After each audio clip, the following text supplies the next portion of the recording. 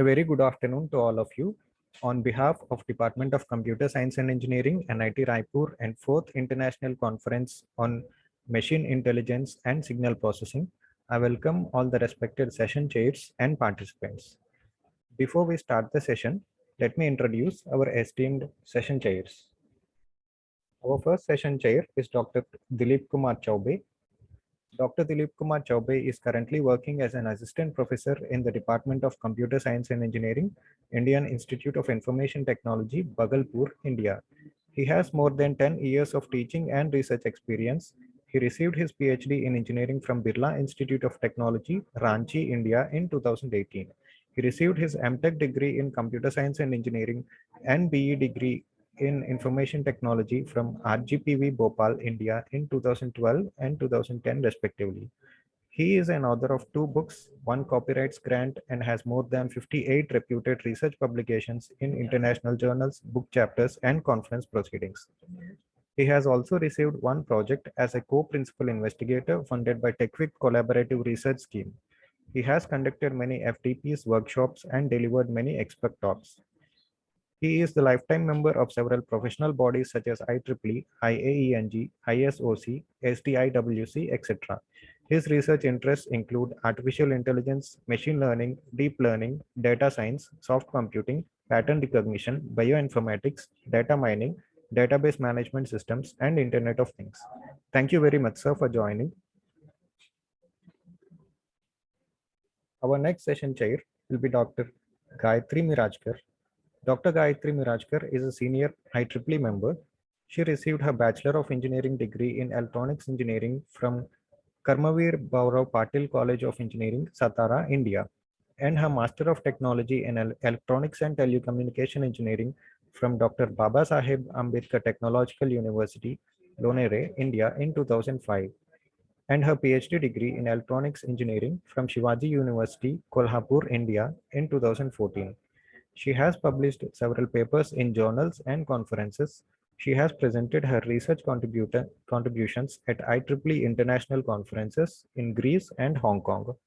She is currently working as professor in the Electrical Engineering Department of Arvind Gawali College of Engineering, Satara, India.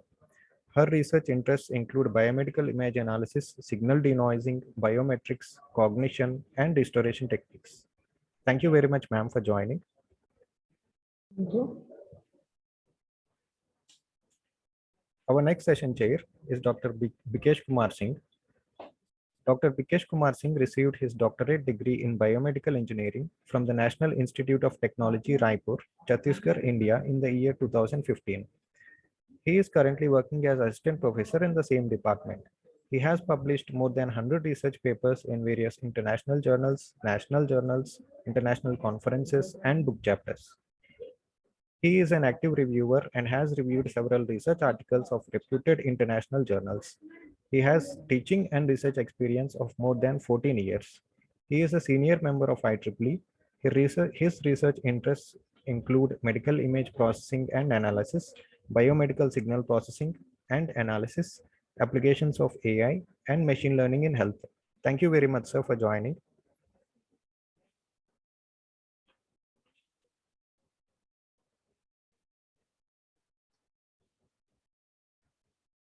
So this will be the schedule of session 23. There will be total 5 presentations, and the presenters are requested to follow the time limit of 10 minutes. May I request all the session chairs and participants to turn on their video so that we can have a group photo.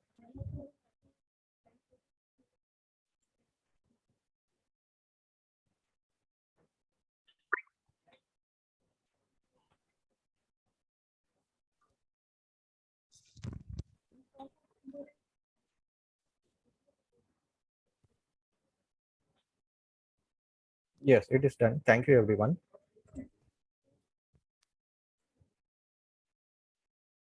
So we'll start the first presentation.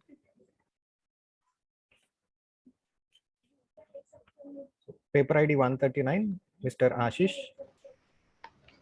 You can share your screen. Okay.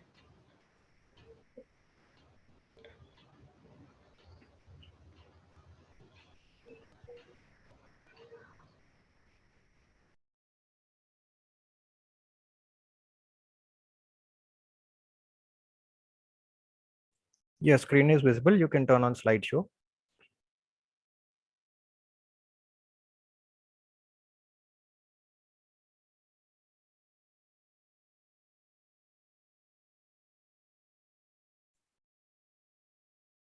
So you can start.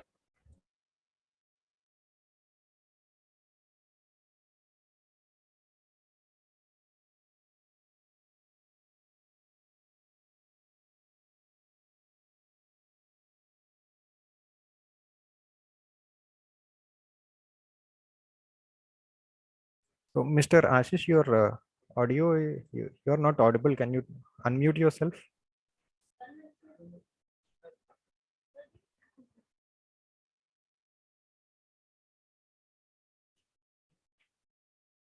Ashish Sethi, your voice is not audible. Okay. Yes, now it is audible. You can continue.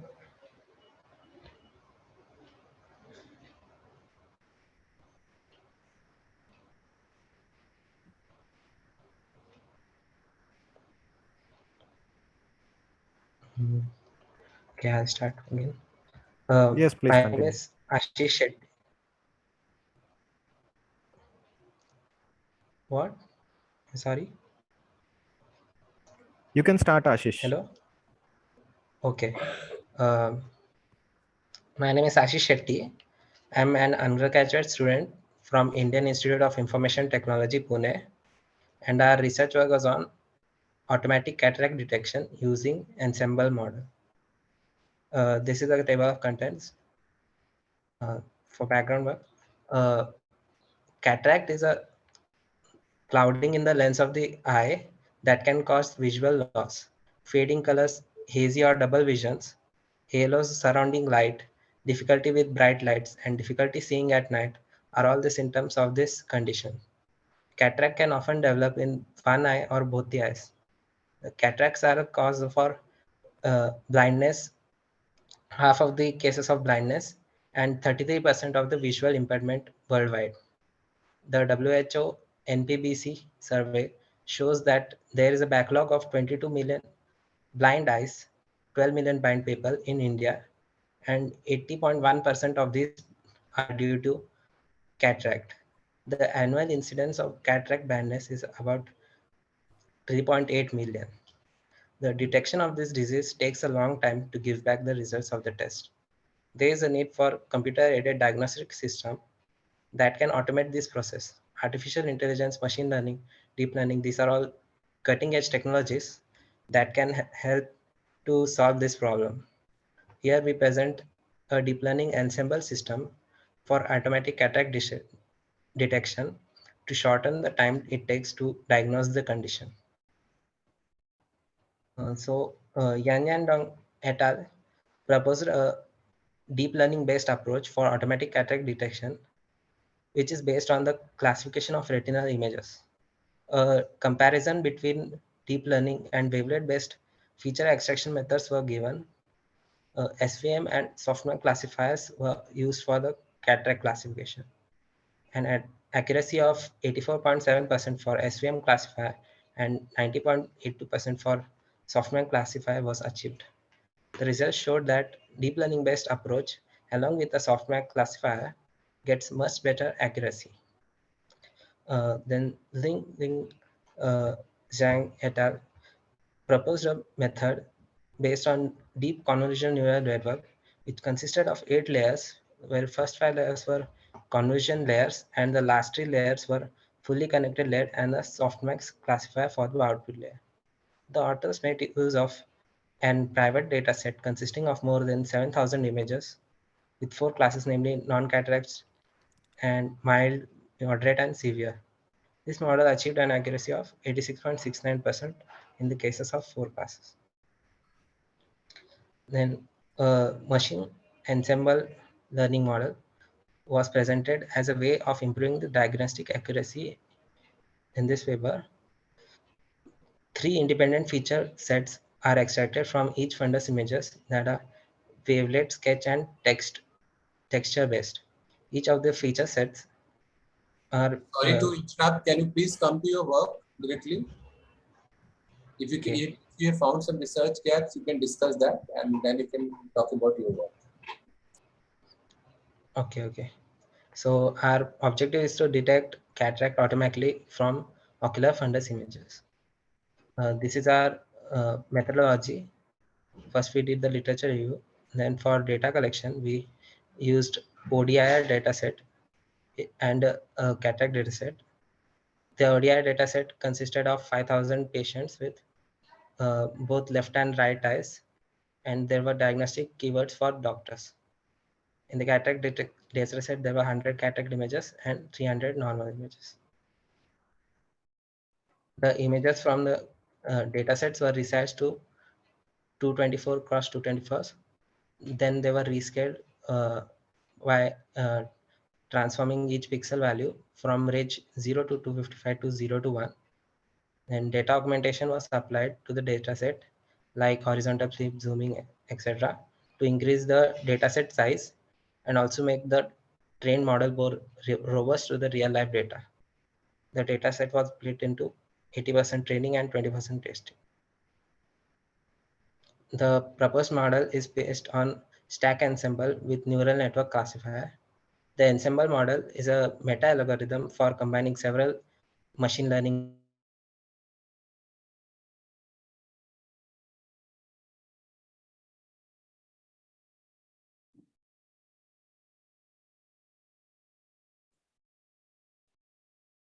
Hello, Ashish, you're not audible.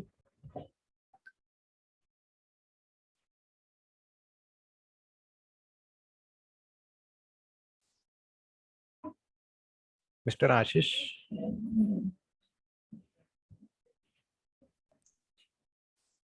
Yeah, Mr. Ashish, can you hear us? You're not audible.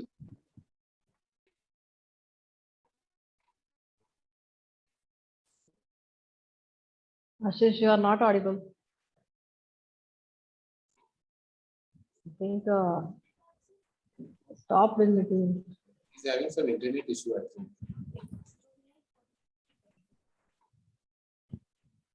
Yes, sir. Can we continue with the next presentation, sir, with the permission of session chairs?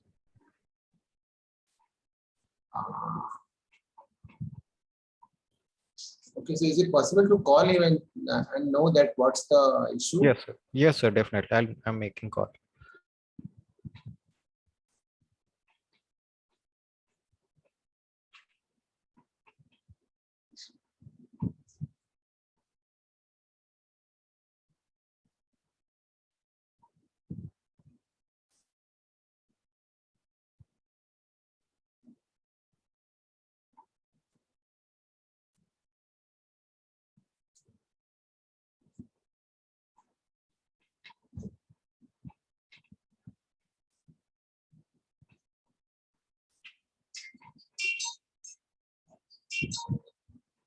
आलिशान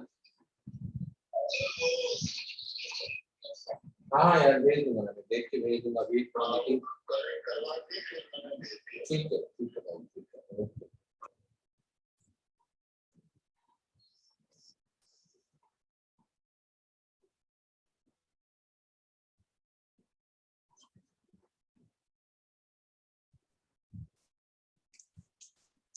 So he will be joining in a minute. His internet got disconnected. Okay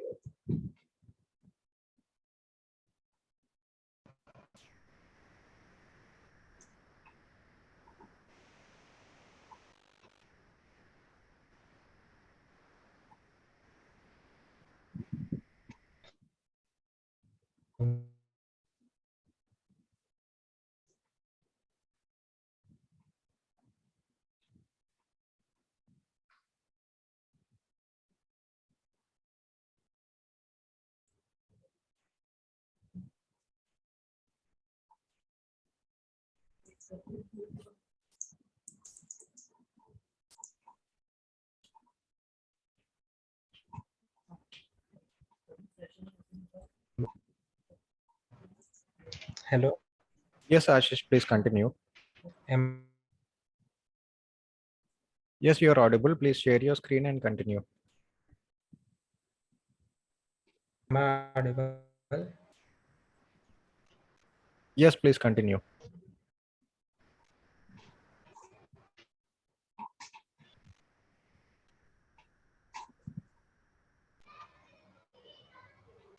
Hello. Yes, please share your screen and continue. Ashish, can you share your screen and please Should I continue? continue? Yes, please continue. Where did I stop? Methodology. You were Right. explaining your architecture, deep learning architecture. Will you share your screen first? We can't see your PPT. Yeah. Go to next slide. Oh, sorry, previous, I think.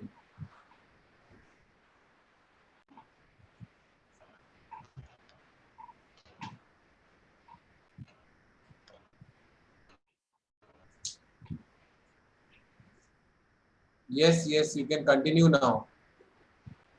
Yes, please continue. We can't hear you. Hello. Yes, Yes. Ashish, please continue. Please speed up and conclude. It has already been 10 minutes, Ashish. Okay.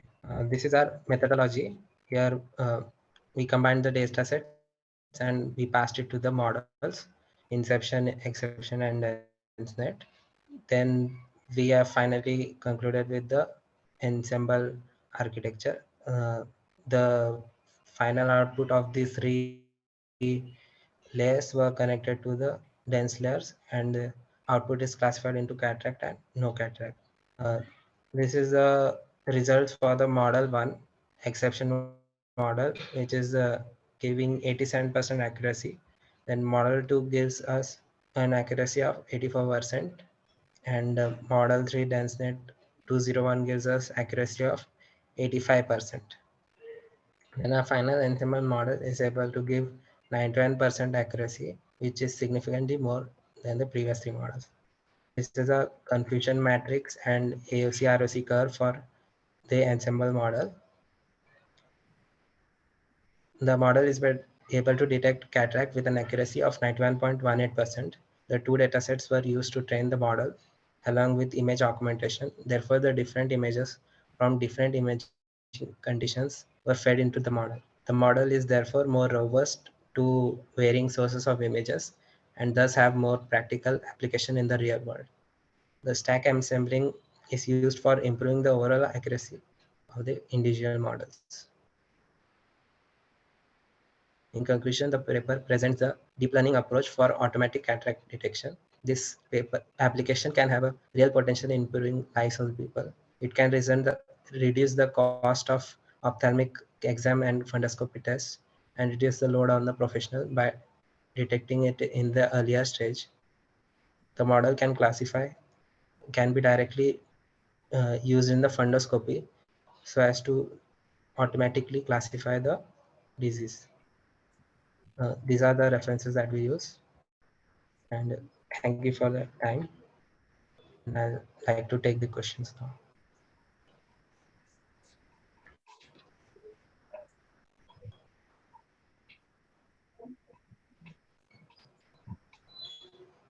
So, can I ask the question? Yes, ma'am, please ask. Yes, ma'am. Thank you. So, can you tell me which features have you used here? Which I'm features sorry, are you using? features. Huh? Uh, You have mentioned we there in the are PPT. You have mentioned in the presentation itself. we are using direct images from fundoscope. Yes, you are using the direct Means images fund, from Fundoscope, no doubt about it. But yes. from what I am able to see here, it is almost, can you not magnify this? Please not. Okay. Sorry. Ashish, is it audible? Yeah, it Yes, is yes. audible, but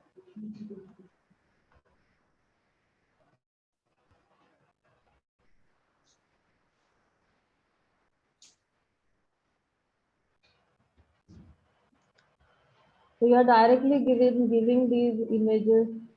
You are directly giving all of these images as an input. Okay, just for the detection Yes, purpose. Okay. yes. Okay.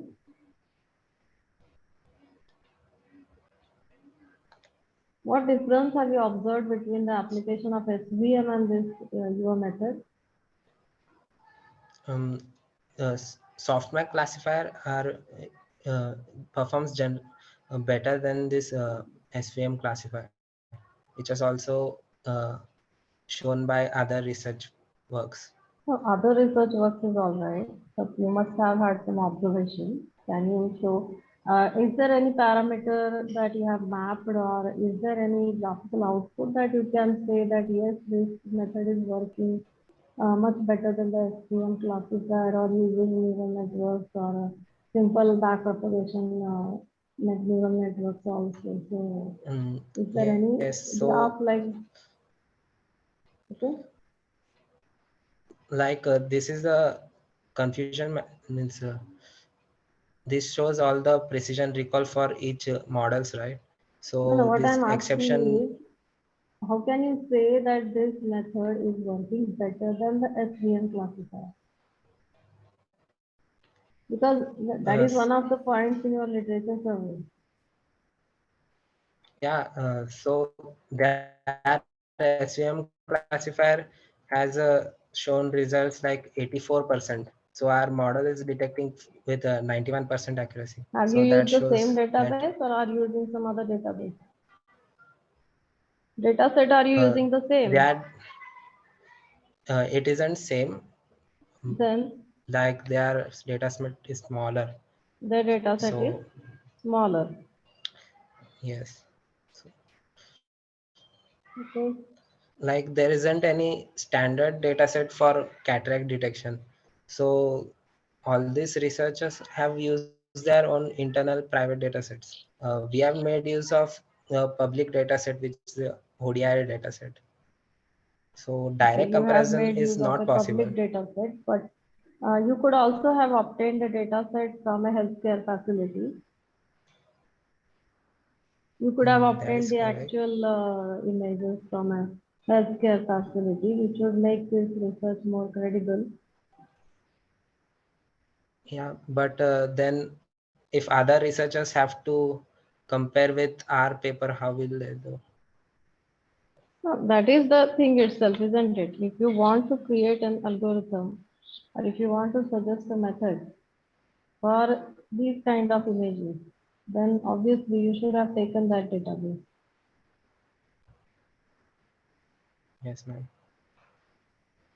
Okay, thank you. Okay, ma'am. Why you have used DNN, not CNN? Ashish? We have used CNN models only. Okay. This Just inception model, we haven't shown it because it is quite large. but okay, you have used CNN. So why not DNN? My question. You have CNN, so why you have not DNN? And why you have used only this model? Yeah, right. So CNN models have always showed better results on image classification type of data. So it is empirically proven that in CNN is much better at this task. Also, uh, we have shown that in this paper 9, they have shown that stacking ensembling method has will result in a better improvement because it takes in the best results from each of the machine learning model, which is stack ensemble. So if one of the CNN model performs worse for some type of feature, then the other one takes up over the uh, What is your feature source of extraction. data set? From which place you have obtained it? ODR data set? Uh, ODI? Yes. ODR, this data set is available on both of these data sets. Okay, you just Kaggle.in. come in result part. Result part. You have written a precision equal F1 score. You have implemented in which tool? Yes. Okay. What? Yes. In which tool? Yeah. Why you have This is the final model. you have written contract, non-contract accuracy, macro average, weighted average. Okay, so why you have not filled precision and recall accuracy? You have left it. And how you have misdesigned this? In gimbal model, suppose this is the performance of, but you have just classified cataract, no cataract. Okay, but why you have written here accuracy? Yes. So in this portion you have to work out. Some mistakes are there. Okay, Okay, sir. Okay, sir. this is not correct. I'm telling you. Okay, okay. Okay, so yes, this table is a bit confusing because in this side you are writing accuracy, and in the third column, fourth column, you are writing F1 score. What is actually representing what?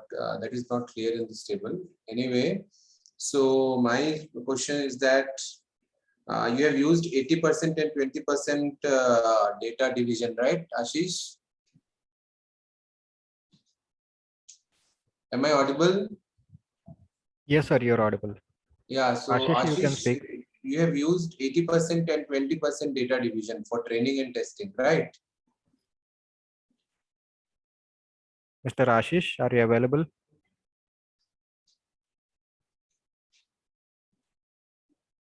Yes, sir. Yeah, you have Yes, used sir. 80%, 20% data division, right? Yes, sir. Why, what was your motivation Yes. behind this Hello. ratio?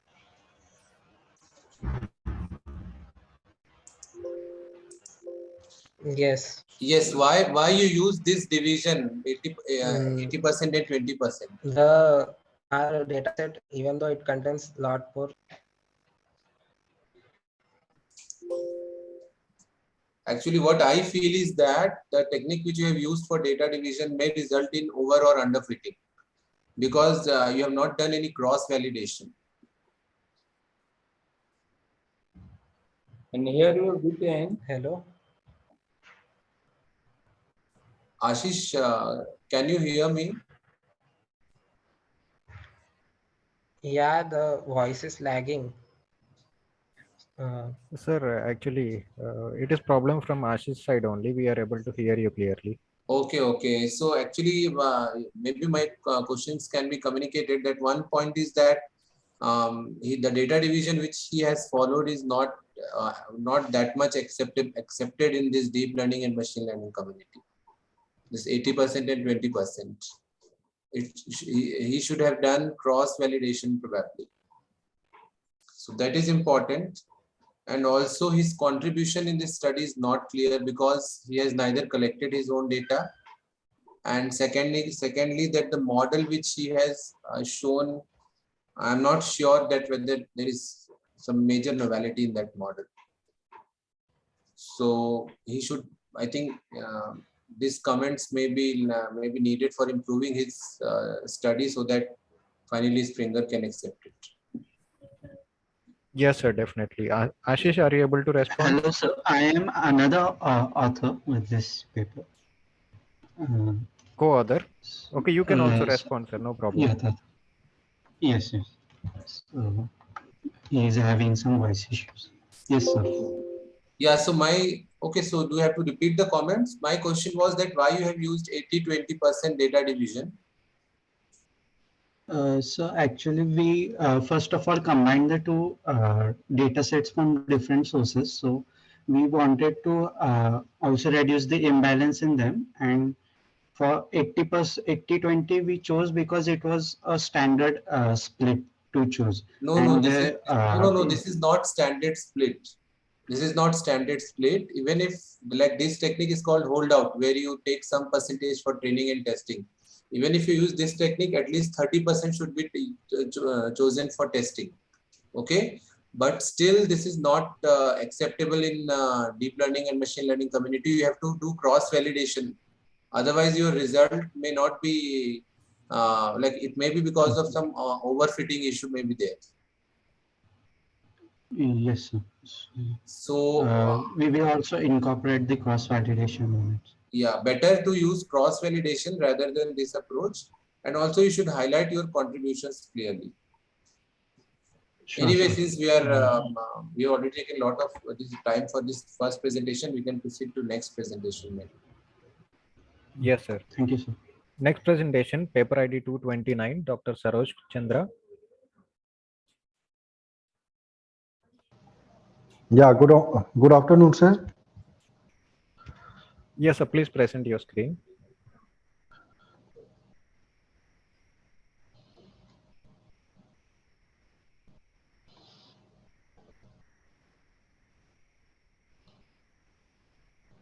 Yeah, my screen is visible, sir. Yes, sir, it is visible. You can turn on slideshow. Yeah, okay. Yes, sir, it's Thank good. you. Please start. Good afternoon to all of you. I am Dr. Saroj Kumar Chandra, Assistant Professor in Computer Science and Engineering Department, OP Jindal University, Raigad. On behalf of Ram Narayan Shukla and Ashok Bhansali, sir, I am presenting this presentation. And topic of my paper is heart disease detection and classification using machine learning models. So these are the content that I will discuss in this presentation. So let us come to the background part. So as all of you know that heart disease is one of the major causes of death nowadays, and its cases are increasing day by day and covers all age groups. As we can see in the just past one If or two other months. chairs can permit, we can skip this. Maybe you can directly come to your work. Yes, sir, definitely. Yeah, okay. So here, basically, these are the features that I have used in the training training of the models. So these are the features that I have taken into consideration for training the model and the classification of the models. So this data set I have downloaded from the Kaggle, and this is the model that I have designed for classification of the heart disease. So in the first step, I am means taking the data set, and then I am doing pre-processing in the data set. In the pre-processing step, I have done data normalization and data standardization. And after that, I have divided this data set into training data set and training data set. After that, I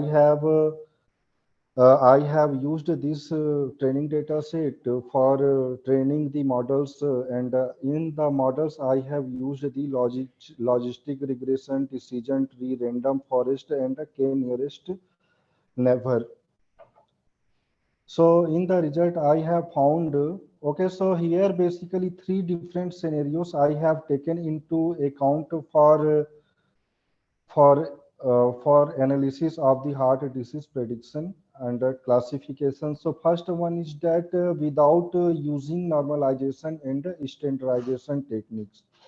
So without using this normalization and standardization, I am getting this kind of classification. So as we can see that here logistic regression is giving good performance without the normalization and standardization. And next one is with normalization and standardization. So here also we can see that in here KNN is giving good performance as compared to the logistic regression with the normalization and the standardization techniques. And the next one is model tuning. Here I have used the normalization, standardization, and the model tuning approach. And here I am getting good performance in the logistic regression. So here so here these are the AROC curve that I found in the models. So these are the result that I obtained. So here this is for the logistic regression. This is for the KNN. So as we can see that here logistic regression is giving good performance, and here in conclusion that I obtained that logistic regression KNN and the random forest in the support vector machine I have considered for heart disease prediction and the classification, and I found that logistic regression is good one as compared to other one models. And this conclusion I have obtained due to that if I am getting greater performance in random forest in the some cases, then but random forest algorithm is having larger complexity as compared to the logistic regression. So I concluded that logistic regression is good one due to accuracy and also while considering the complexity of the algorithm also. So these are the references I have taken. Okay, thank you, sir. Okay, so can you please come to your result slide? Yeah, Okay, so this is class-wise performance. yeah, sir. This is class-wise performance. So what is the overall performance? How we will see the overall performance of your model? Yeah, actually, sir, I had included it, but I later removed that one. So overall accuracy is that here, Because see here, uh, class-wise performance, what I see is it's poor overall. Na? This almost it is poor only. Like if I see, so you are saying that which classifier is good according to your study? yeah, logistic regression is giving good Yeah, so if I see performances. the result of logistic regression, so it is classifying class 0 by 65% accuracy only, na? Precision only. Okay. So, Yeah, and F1 score is 78 for class 0 and 42 for class 1. yeah. Okay, so this means this table is not showing us the overall performance of your model first of all. Okay, Yeah, okay, and sir. can you come to Yeah. the so you're showing some curve, I think, in the next slide maybe, na? No, I think in slide Yeah, 10. sir. This So one is so better. what is this curve? So here, sir, basically AROC curve. So area covered by the classification models. No, have you So covered? here, Have you calculated the area? yeah, actually, sir, I have calculated, but numerical value I have not attached. But here we can see, as I said, that logistic regression is giving good performance here. But as visually we can see that random forest is giving higher area in these cases. In the case here, That's but what I'm here, saying. That this shows that yeah, ROC is higher for random forest. Okay, yeah, sir. but That's here why you are I, showing. So whatever results you are presenting, it is not possible for us to actually evaluate like whatever you are proposing, because ROC is showing yeah. something different. The table which you are presenting is showing something different. Okay, and the other thing is that what is actually your contribution in this study? Because the techniques which So you are here, using is sir. very old. So here in this figure, sir, as I said that logistic regression is having a lower complexity in terms of the computation, and here No, no. random What is forest this is complexity? How do you measure this complexity. complexity? Complexity means, sir, random forest is using uh, large number of decision trees for classification purpose, but logistic regression is having not using this kind of No, different but for medical applications, yeah. this complexity is Hmm. important or the result is important.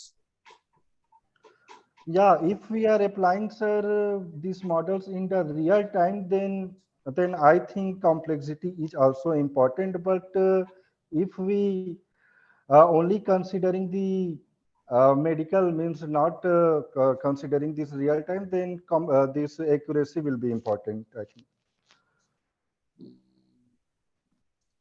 What is your contribution in this whole study? So here, sir, I have analyzed this performance measurement in the three different cases. Like I have designed means tested models without the normalization and the standardization, and then I have tested models with the data standardization and normalization techniques, and then I have also used the model tuning approach for in the model. So that is my contribution. I have taken different. No, what I feel is that most of things which you are reporting, first of all, your reporting is not proper. Okay, that needs improvement. I cannot get anything from your slides that what technique you are proposing and what is the performance of your techniques, first of all. And secondly, I cannot see any contribution in this study. That is only my comment. Maybe the other chair sessions will give can ask some more questions. If ROC curve for random forest is high, so result should be in tabular form. What you have given the result, random forest result should be good, and you have not no, sir. incorporated It is good one. accuracy. Yeah. You should, in tabular form, you should incorporate what? Accuracy, but you have removed it. ROC, even ROC also. What is the value?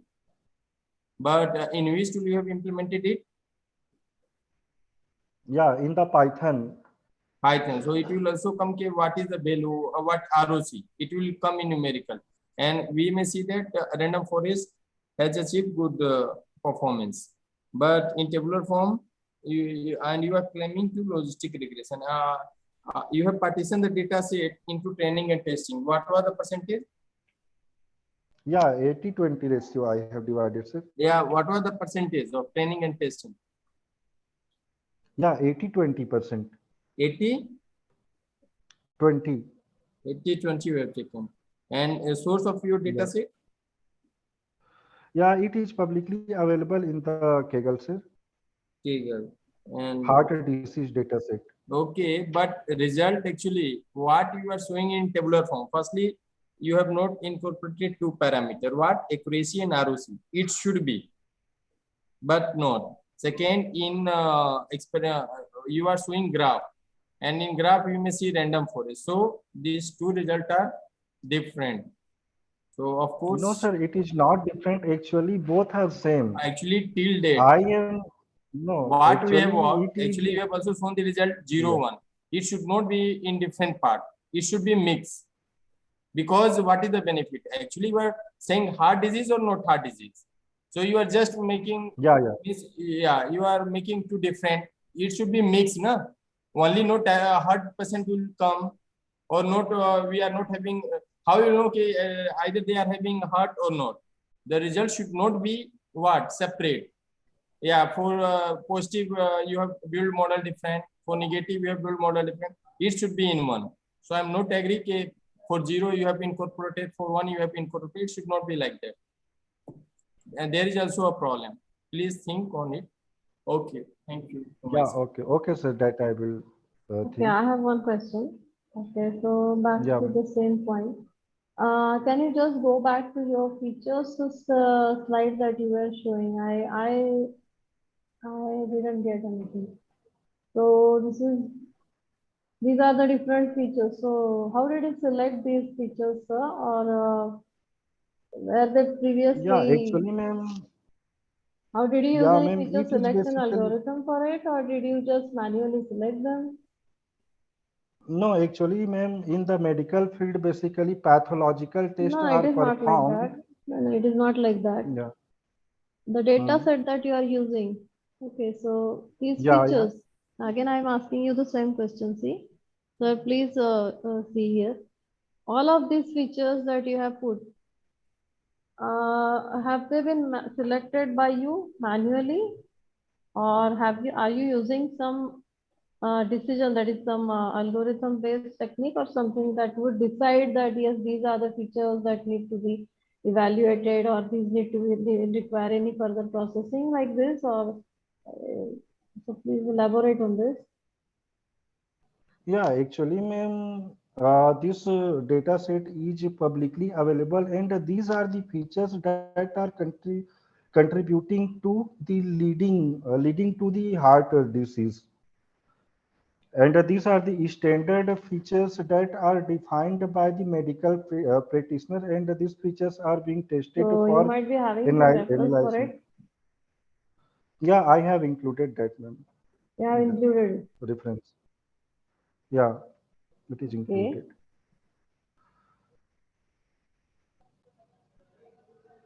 Okay, thank you. Thank you. Okay, next presentation, paper ID 417, Mrs. Rashmi.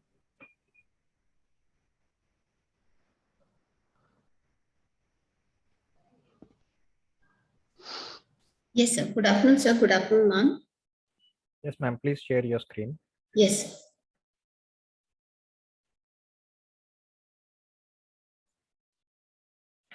Please turn on slideshow, ma'am. Yeah.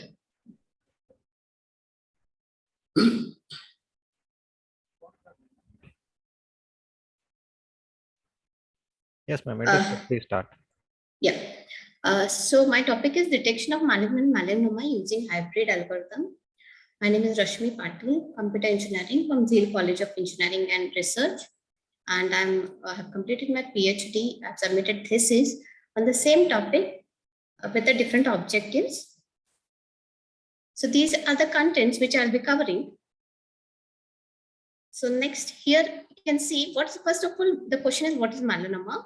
Melanoma is the deadliest form of skin cancer. And if it's recognized and treated early, then it's almost curable. But if we make a time, like if we take time to recognize only, then it will be hard to treat and it causes most of the deaths.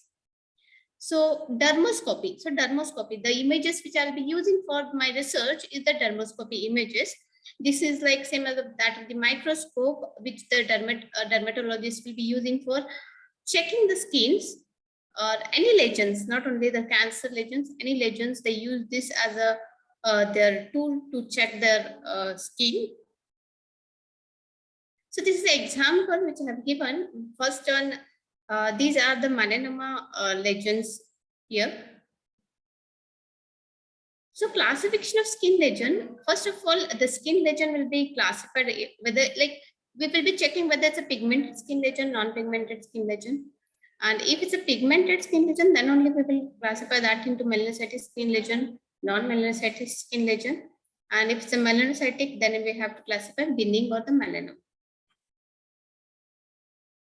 So these are the literature survey which I have referred. So first one, that is novel approach to segment skin lesions in dermoscopic images based on the deformable model. Here segmentation of skin based, it's on deformable model and it's semi-automatic. Then next one, this is a paper where I am motivated to work, to take this topic for the my PhD. That is 2 systems for the detection of melanoma in dermoscopic images using texture and color features. Sir, am I audible? Yes, ma'am, you're audible. Please continue. Yeah. So here we have used global and local melanoma detection systems. And next one, that is non-invasive real-time automated skin lesion analysis system for melanoma early detection and prevention. This is good one. It has a real-time alert system and image analysis model, but we have to have the skin type and SPF levels has to be selected manually. The next one, that is machine learning methods for binary and multi-class classification of the melanoma thickness. Like a lot of research has been done for the binary classification, that's it's a melanoma or not melanoma, but very less research has been done for the for identifying the stage and the type of the melanoma. So here are a few other papers. So motivation behind this is it's a less common cancer, but it's very dangerous and it causes most of the deaths. The diagnosis of the melanoma in early stages can prevent the development of the disease, and it is easy to get cured by simple surgical excision methods. But if it's not detected at the early stage, then it can cause the deaths, and it will lead to the unfavorable prognosis. So the effective methods are required to detect and classify whether it's melanoma or not, and to classify the stage and type of melanoma is required. This is a system architecture. First, we have the input data set, which we are going to do pre-processing, and then we are going to have the we are going to train using the CNN. So here, what we are doing is we are going to have the CNN for training purpose and SVM for the classification purpose. And the why we are using this CNN, like we have many of the tuning parameters in the CNN, so the model can be trained very properly using the CNN. So for the training purpose, we are using the CNN. And for the SVM is a very, it is a very generalized classification model. It's good for the classification purpose. So I felt like why not to combine the CNN and SVM, and it's giving the better result, which I have included in this. So first, the input data set, that is ISIC data set, which is available. Every year, ISIC will be releasing their data set as a challenge for the researchers. And I have performed pre-processing. It's just for resizing the images. And then CNN SVM model is constructed. A CNN model is used for the training purpose, and SVM model is used for the classifier. Just I have stored all the CNN training and output, and then I have used the same thing for the SVM classifier. I have given the input to the SVM, and that is giving me the result either in terms of 0 or 1. That is 0 is for pinning and 1 is for the melanoma. So this is the dataset link I have given here. This is the dataset which I have used, which consists of 2000 images, and the dataset themselves, when they were giving for the challenge purpose, the dataset themselves they have given with the how much testing dataset we have to take, how much validation dataset we have to take, how much training we have to take. So this is the confusion matrix. So performance parameters, what we have used is precision recall FN score and the accuracy. So these are the results which I have obtained. So I have compared with the random forest, SVM and CNN, and this is a result which I have obtained. That is 97 is the precision, recall is 96, FN measure is 95, and accuracy is a 96. So the same I have represented in the graph. And this is a ROC curve. So ROC curve is nothing but the receiver operating characteristics curve. And here you can see very clearly that this CNN SVM is giving us a big, comparatively good results. So this ROC curves will be works good for the binary classification, and it will be against the positive rate with the false positive rate. So conclusion, we have proposed the non-invasive method to differentiate melanoma from the benign, and we have used the CNN for training and SVM for the classification. We have merged the advantages of CNN and SVM in the proposed CNN SVM model. Okay, these are the references which I have used.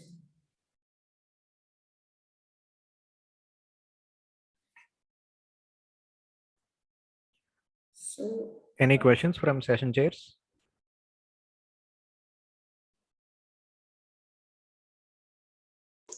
Yeah. Yes. So, madam, what is input to SVM? So input to SVM is the file we will be storing in between. Like in Python, we have that this one. We can store the final output of the after training to the weights which we will be getting, and directly we can give that to the SVM. So what is it? Is it kind of a table or something? Sir, it's I exactly don't remember the file name now, but it will be dot. We can't read that file. It's not in the table format or CSV format. Yeah, so I think, madam, you are missing something there. It can be stored. We can see it. We can even read it, and you should analyze. So actually, you are using the features that are extracted from CNN. You are applying it to SVM for classification. Yes, sir. This is what I got from your presentation, maybe. So you should try to see that what CNN is giving actually, and that you are applying to SVM. Okay, that is one point. And secondly, whatever CNN is giving, you can also do some statistical analysis. Okay. Like for example, if CNN is giving say 100 features to us, Okay. so whether they are statistically significant or not. Okay. You can do some analysis there also.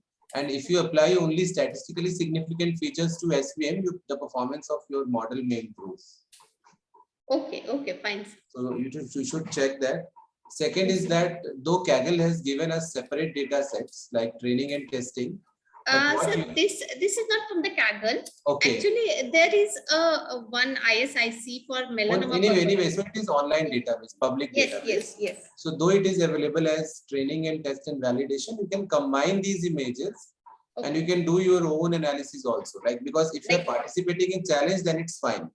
But if you're doing it for your own research work, you can combine these images and you can do cross validation is more important than simply this random split.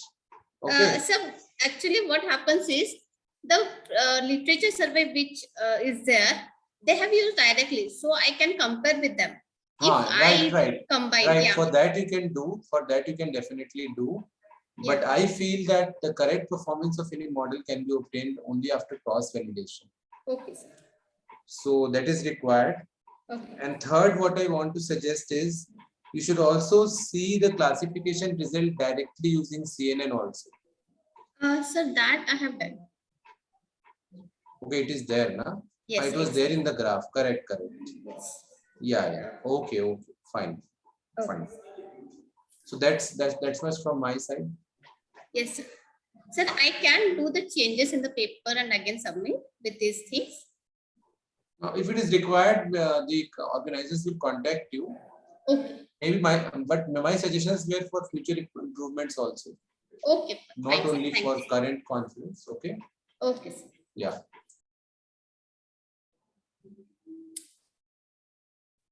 You have partition data set, image data set into training, testing, and validation. Why you have done validation? What was the purpose?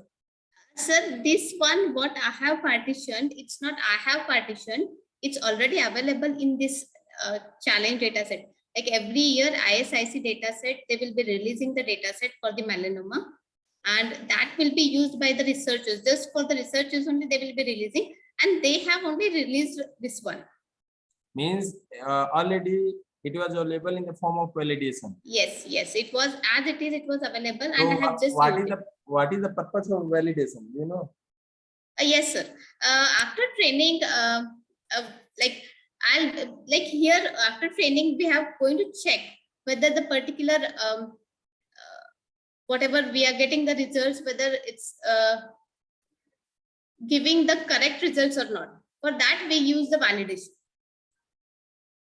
Means validation either we do by after training or after testing. When we go for validation? After training validation, and then it will go for the testing. Okay. Over from my side. No questions from my side. Thank you. Okay, thank you. Thank you very much. Okay, ma'am. Next presentation, paper ID 422, Ms. Vartika Mishra.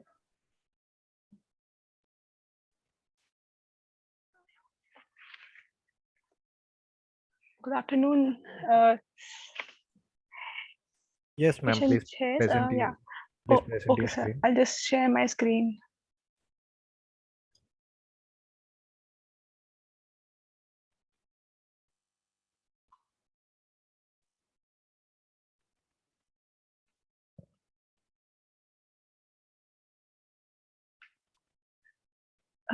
Is my screen? Yes, ma'am. It is visible. Please turn on slideshow. Okay. So, yes, yeah, okay. Good afternoon, session chairs. I am a PhD scholar working under Professor Eskirat in NIT Rourkela. Today's topic of my presentation is local and global based breast cancer detection using thermograms. So this is the table of contains introduction, literature survey, problem description, then methodology, results and discussions, and then conclusion with references.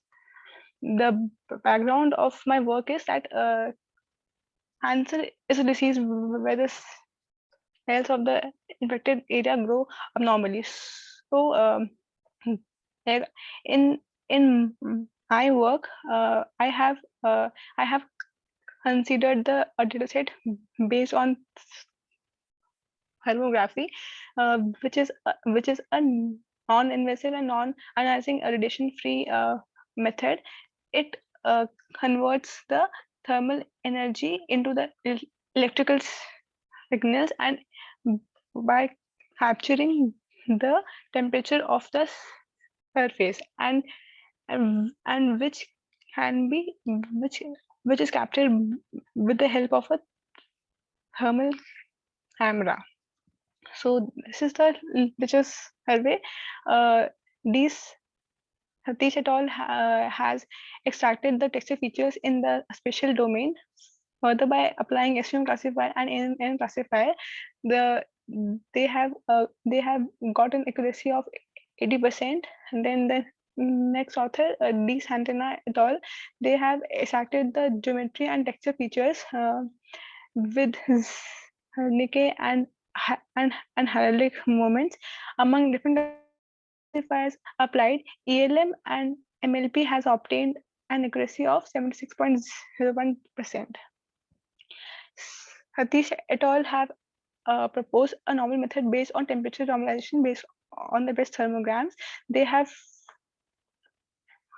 applied GA for GA and RSF for selecting the best features, among which RSF is giving the best features when classified with SVM classifier with an accuracy of 91%. R. Karthika et al. 2021 has extracted the spatial domain and curvelet domain features, and they have obtained 16 best set of features which are classified with different classifiers, and among logistic regression, SVM, KNN, and naive Bayes, SVM is giving a highest accuracy of 93%. So this is my problem description, that in our area, in my work, the RGB based thermograms, here the abnormal and normal breast can be differentiated with the help of the temperatures. So the red channel based thermograms are taken for the consideration. The proposed work is based on the RGB image, which corresponds to the information of different color channels for the respective image. The red channel images are extracted, which indicates the higher probability of tumor for abnormal breast. For the three thresholding methods are applied with O2 thresholding, adaptive mean thresholding, and adaptive Gaussian thresholding, and from the obtained images, the texture features are extracted, and after that, relief F method is applied for feature selection, and after that, the best set of features are classified with decision tree and random forest. So this is the flow of my work, which I have shown here. This is the data set which we have used is publicly available at the Visual Labs database methodology research.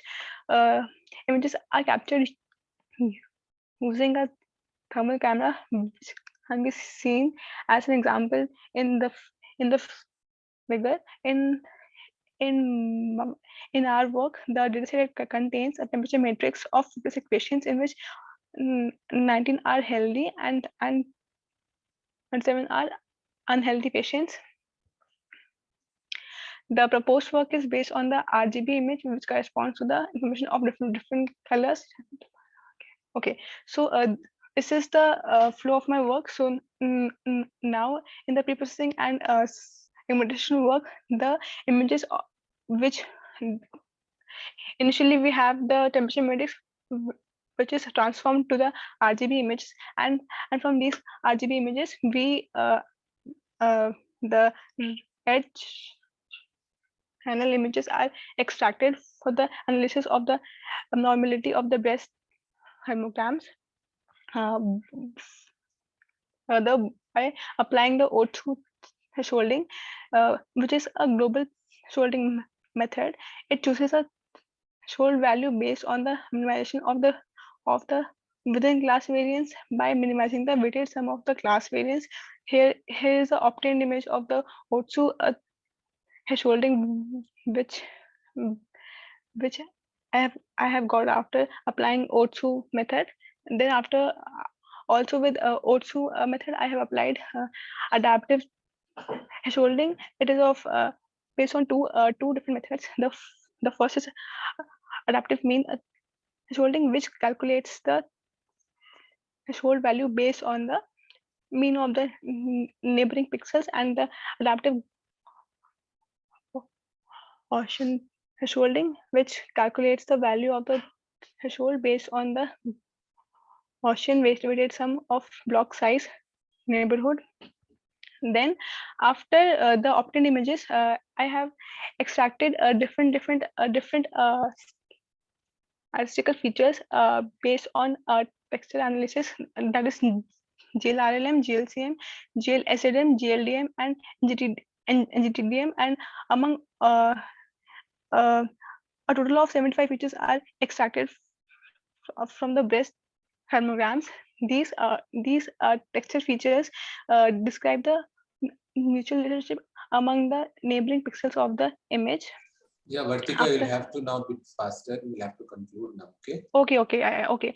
After this, I have applied this relief registration method, and this is the result which I have obtained. I have calculated the PSNR value for each obtained image based on the O2 adaptive mean and adaptive Gaussian thresholding. So among this, the adaptive Gaussian is reconstructing a better image as compared to the other two methods. And this is the these are the parameters which I have used: accuracy, sensitivity, specificity, and precision for calculating the performance parameters of my two classifiers, that is random forest and decision tree, for my three methods of O2 thresholding, adaptive Gaussian thresholding, and adaptive mean thresholding. This is a comparison of the state of the art with the proposed work, where the proposed work has obtained an accuracy of 94.67% with the help of the random forest classifier. Among the three thresholding methods, images applied by adaptive Gaussian thresholding are giving a better accuracy of 94.67% as compared to the other two methods. The positive predictive value is higher for random forest classifier Okay, as compared to Vartika, I the think decision this tree. is over now, right? Yeah, this is a yeah. So my question is that whether the works which you are comparing have used same data set? Yes, sir. Yes, sir. Okay, so you are using public data set only, na? Yes, sir. Yes, sir. Yes, sir. How many images were there? Well, there were in all I have 1,000 images in all. Okay. And okay, so come to the previous slide, just previous one. Yeah.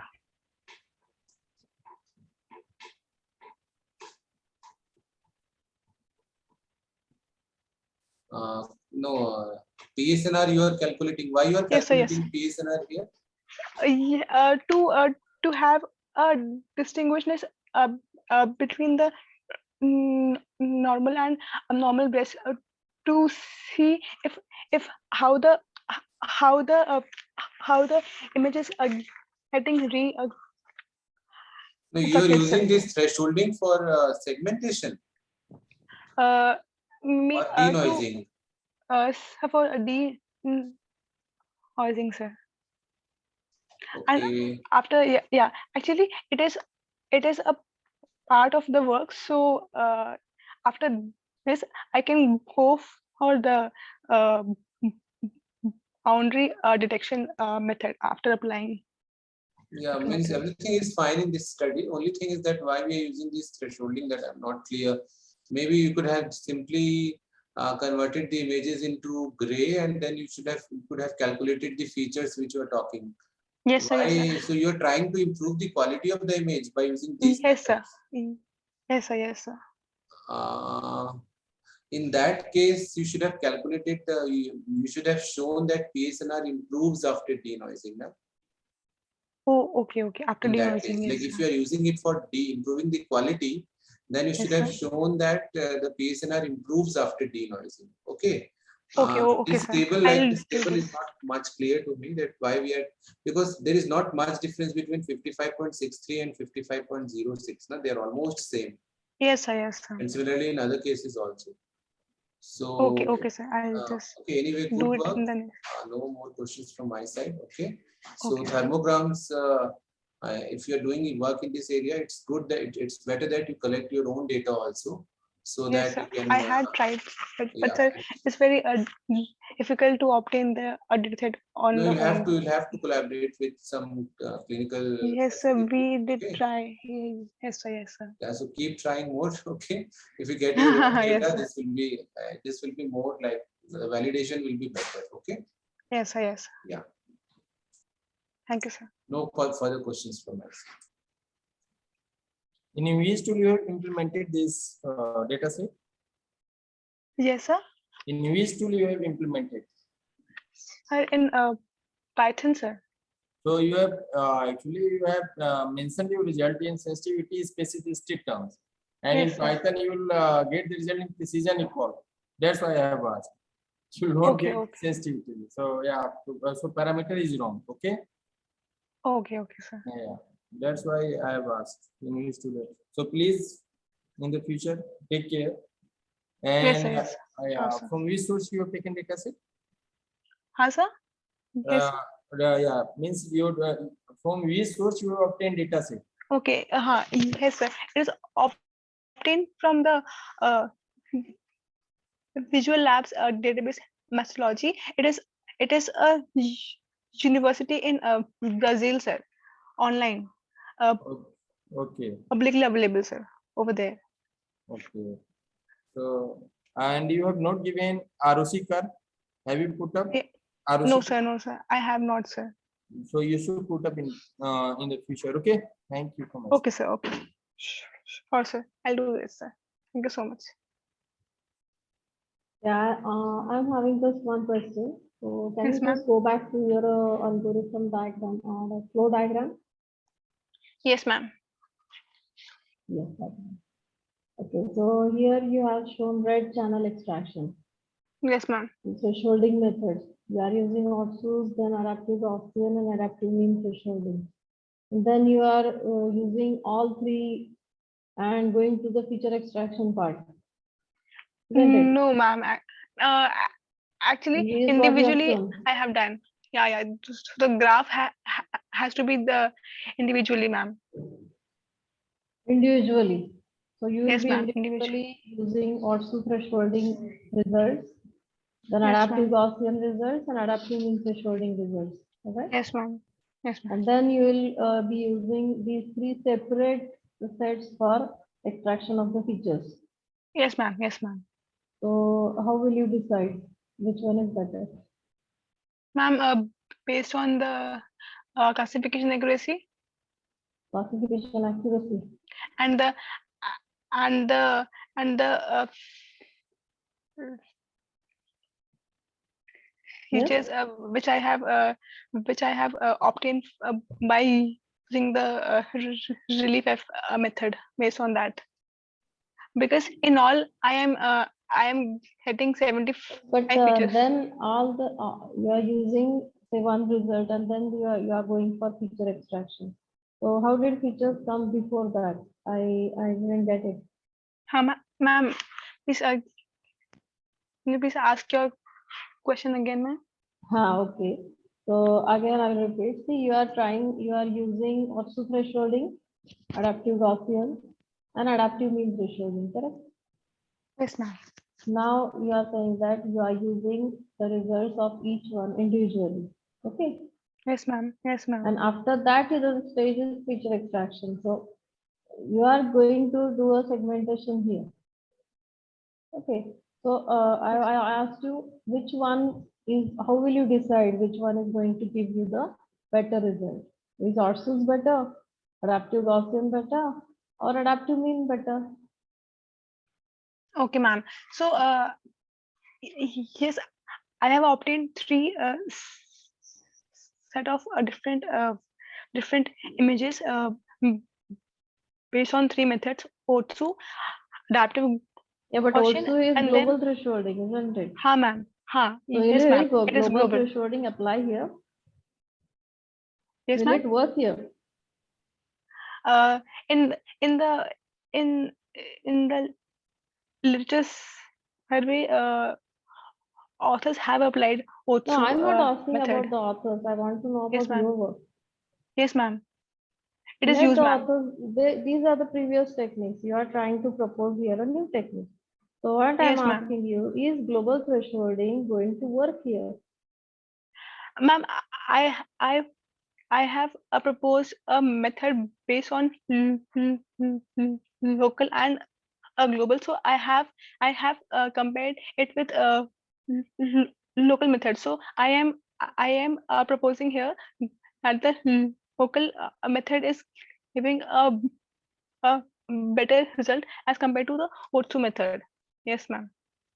Okay, so after that, so adaptive Gaussian is better or adaptive mean is better? Adaptive Which one will be more better?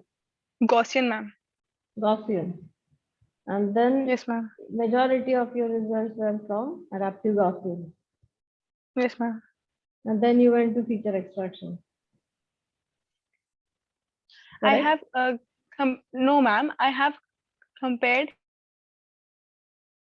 But that is what is every result. present here on your slide. I have. Okay, ma'am. I understood your point, ma'am. Okay, I'll So change just this, ma'am. elaborate what did you do, Yes, ma'am. because I am at a loss here to really Okay, ma'am. understand the steps in between. So please just can you elaborate, please? Yes, ma'am. So I have extracted the head channel images, and after that individually I have applied No, OTSU no, that method. leave the I got that, and then you Yes, went to ma'am. adaptive Gaussian thresholding, and then you went Yes, to ma'am. feature After extraction. that, yes, ma'am. Yes, ma'am. Okay. Yes, So ma'am. till then there were no features. No, ma'am. Okay, so that is what I was wanting to ask you actually. Okay, Then you ma'am. went to Okay, ma'am. classification last, and from classification you got healthy and unhealthy, the two classes. Yes, ma'am. Okay. The Yes, ma'am. classification techniques, I think you went for which techniques of classification? Random forest and decision tree, ma'am. Random forest and decision tree. Decision tree. Okay, but this thresholding, and if you put a extraction in between, then these results are itself robust enough. Ma'am, can you say again? I could not hear These you. results that you have obtained in your previous stages, they are quite robust enough. Okay, They ma'am. are robust enough, so even if you use any other classifier, then also you will Yes, ma'am. get a good result. Okay, ma'am. Can you specify the size of the images, the resolution that you are using? Yes, ma'am. It is 640 cross 480, ma'am. Sorry, 640 cross 480, ma'am. okay. So these are the images, and yes, so you were going to do, you took the red channel extraction. Yes, ma'am. Okay, thank you. Yes, ma'am. Thank you, ma'am. Next presentation, paper ID 469, Mrs. Minal Sudarshan. Yes, sir. I'm sharing my screen.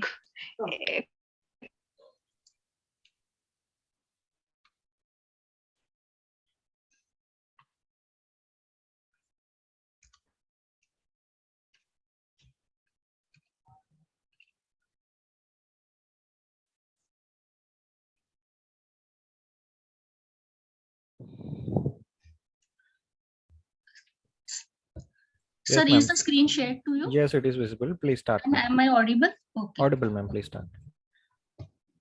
Good afternoon, everyone, and respected session chairs. Myself, Meenal Sudarshan Hardas, is going to present my work on classification of fundus images based on severity, utilizing SURF features from enhanced green and value planes. My paper ID is 469.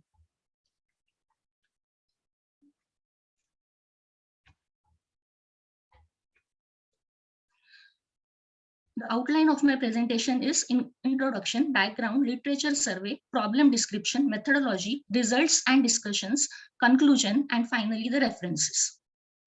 A small overview on the topic. Diabetes is a perennial end organ disease that occurs due to insufficient insulin secreted in the body.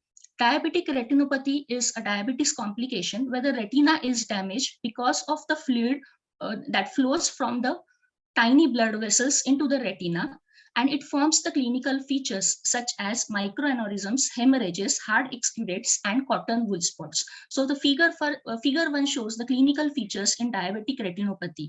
The microaneurysms, as we see, are the tiny red dots which are small in size. Hemorrhages are again red. They are the red deposits with having a diameter more than the microaneurysms and have irregular margins. Yes, madam, sorry to interrupt. Please come on your work. Actually, we are already running late, quite late. Okay, sir. Okay. So you can come on your work. Okay. Sir, shall I go for the problem description or directly on the work? Maybe research gaps and objective, and then you can discuss your work. Okay, so the diabetic retinopathy is a leading problem throughout the world. Around 33% of patients with diabetes have the signs of DR. So as shown in the figure 2, the projections that are made by the World Health Organization is by 2045, around 700 millions of people are likely to suffer from diabetes, and it in turn would be the victims of diabetic retinopathy. Thus, a comprehensive and automated technique for diabetic retinopathy screening is required. So this is the methodology for detecting the severity level in diabetic retinopathy, which all contains the steps such as pre-processing, segmentation, feature extraction, and classification. So the feature pre-processing contains the grayscale conversion, then mask extraction, and in this methodology I have used actually the two color planes, that is the RGB color plane and the HSV color plane. The novelty of this method is that I have combined two subcolor planes, that is the green subcolor plane and the value color subcolor plane from two different color planes, which enables to enhance the features more accurately. So after pre-processing, the segmentation of optic disc and the retinal blood vessels are done. Then the feature extraction is done through the SURF algorithm, that is the speed up robust feature algorithm, wherein we have detected the strongest points, feature points that are present in the fundus images, and then based on the feature extraction, the features are further fed to the classifier.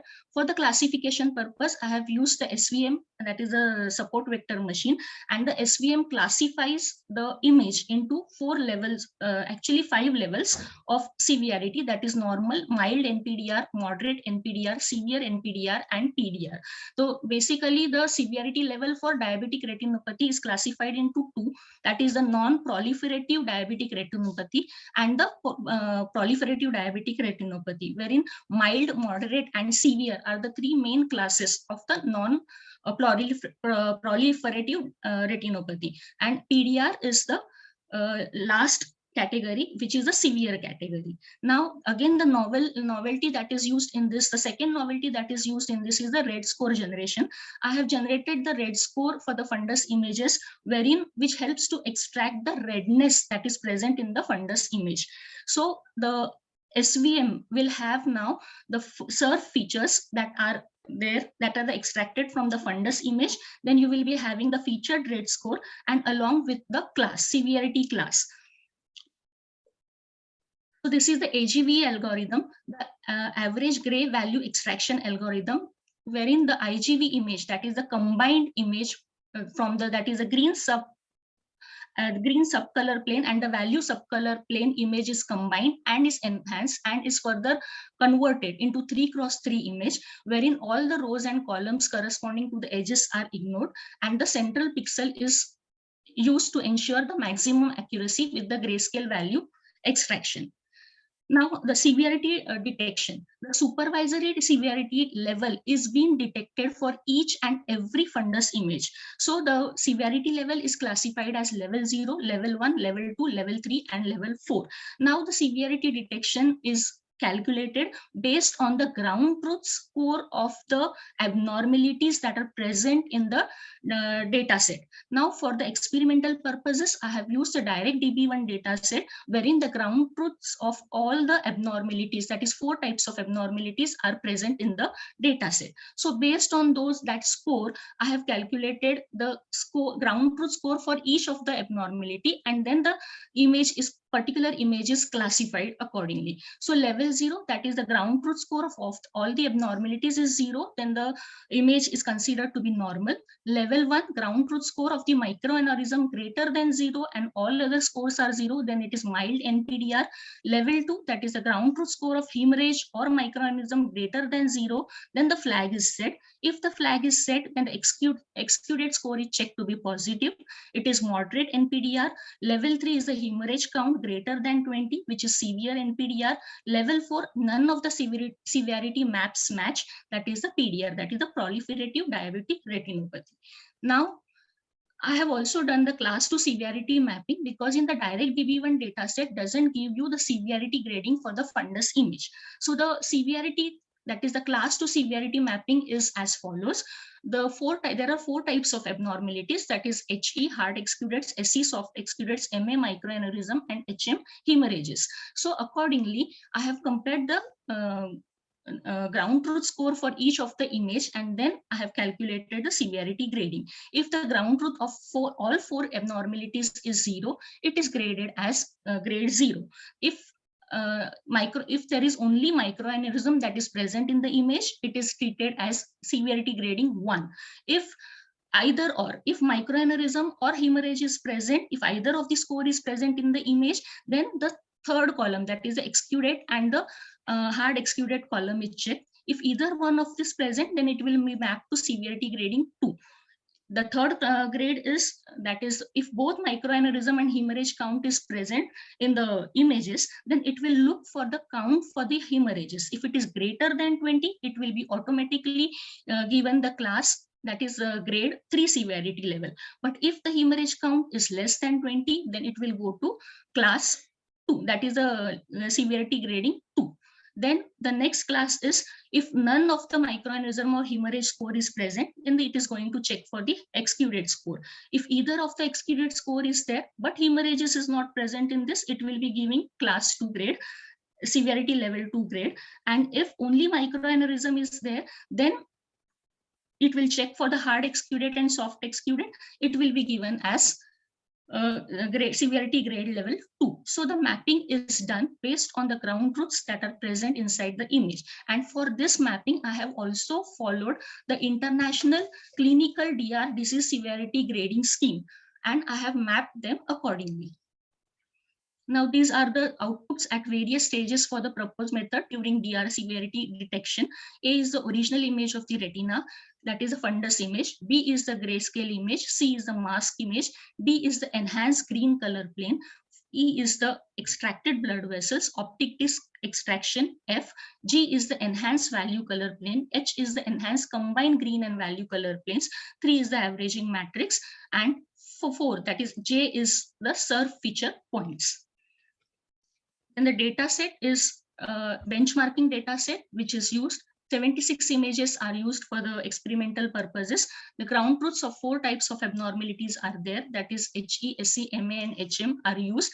Randomized 70% images for training and 30% for testing, with 5-fold validation is used.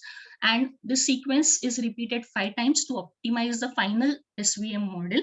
Then this is the accuracy values for varying number of folds for 5 test runs. For the first number of fold, the accuracy is 54.64, and as number of folds increases, the accuracy goes on increasing, and we have the final accuracy for the fifth fold as 98.7 with the standard deviation of 0.89 for the first fold and 0.45 for the last fold, that is the fifth fold.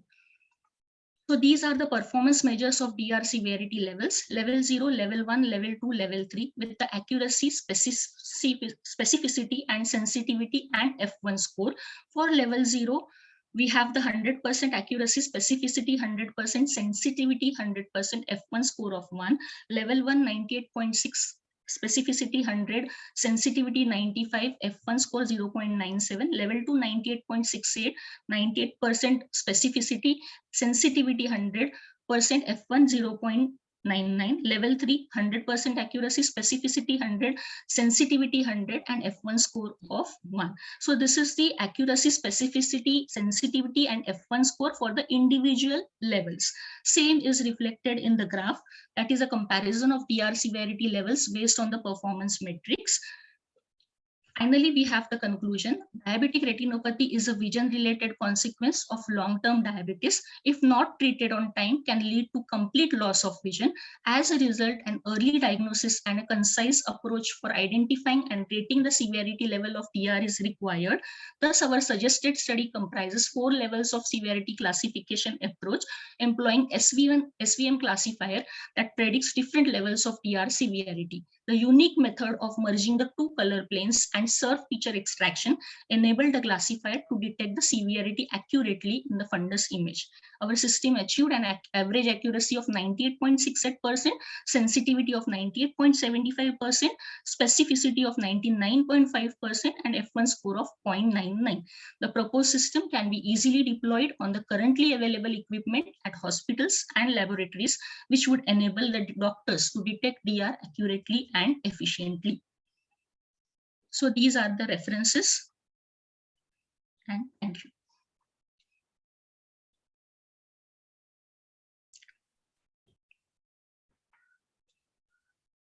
Any questions from session chairs? In which tool you have implemented? MATLAB, sir. MATLAB 2019A. Okay. Details of dataset? Sir, I have used the benchmarking dataset, that is DirectDB1 dataset. From which place? From I'm asking source of dataset.